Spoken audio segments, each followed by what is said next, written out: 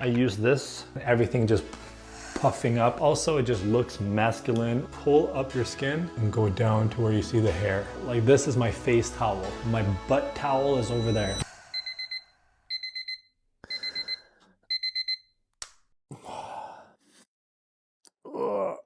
Time to do this. Let's go. Okay, so every morning I start off with a shaker, fill it with around 20 ounces of water, like so, and then some greens by Ghost. Put that in like so. Something I've been doing recently too is adding a little bit of fiber in there, around 2 tablespoons, 2 to 4, just to get the stomach going. And then I'll shake those up and start off the day.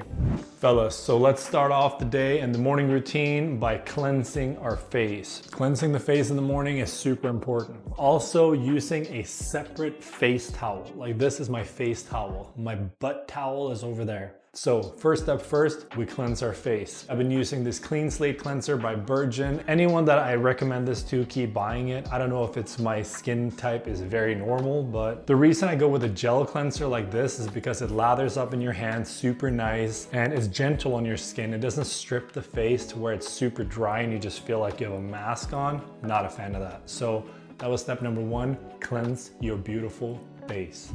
Number 2, your dental hygiene. Guys, not only is it an of course that you need to brush your teeth, which I hope you do at least twice a day. Personally, I use this, Burt's Bees Purely White. So I use that to brush my teeth twice a day, morning and night. Floss. I floss morning and night. If I do skip the morning for whatever reason, at least I will do at night. I had a dentist friend of mine and I asked him, what is more important to you in terms of not getting cavities and bad breath? Brushing your teeth or flossing your teeth? He said, hands down, floss, which none of us really do, or a lot of us don't. We would rather go brush our teeth because it makes us feel like, ooh, we're fresh. Get the plaque out, floss. So these are the ones that I use. I get them from Amazon. I can throw a link at the bottom. I've had this for the past 3-4 years. I use this at least once a day, usually in the morning, not before bed. Recommend that too. Tongue scraper. Floss your teeth, brush your teeth, scrape your tongue.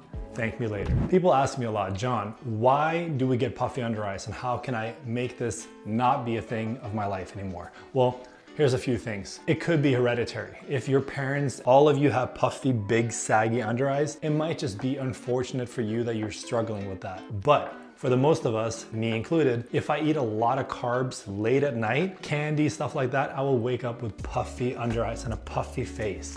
So what you can do to mitigate it would be not eating anything past 8 o'clock. I go to bed around like 11, so that gives me a good window where my body is able to digest and absorb everything instead of me just going straight to bed, being idle in bed all night and everything just puffing up and making me look like shit in the morning. So that's what I would do. Limit carbs before bed, stick to lean proteins, whatever for your last meal, and that will help a lot. Also, drinking a lot of water. Okay, so what do you do if you've done all those things and you still have puffy eyes? Well, check out this one. Puff Off Dark Depuff Under Eye Serum by Virgin. I just love the quality and I love that everything is free from hormone disruptors, no parabens, sulfates, anything that's gonna make you less manly, because adding in skincare that doesn't mess with your hormones and keeps you fertile, keeps your testosterone high and so on and so forth, optimal for me. So you put this under your eye, you tap it gently. The reason I have this earlier in the routine is because it takes a little time for this to dry. So I put it on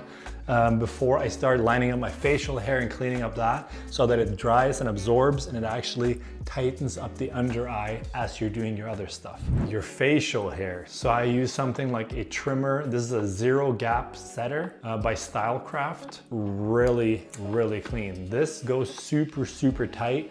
Clean lines like this. This is something I use all the time to clean up my facial hair. I also use their foil shaver. This is the Uno 2.0. I don't know if they came out with a new one after this, but a foil shaver like this. So I use this one to clean up the neckline. So these two are the most important tools that I use in order to trim and clean up my beard. Next, moving on to these guys. So, little story.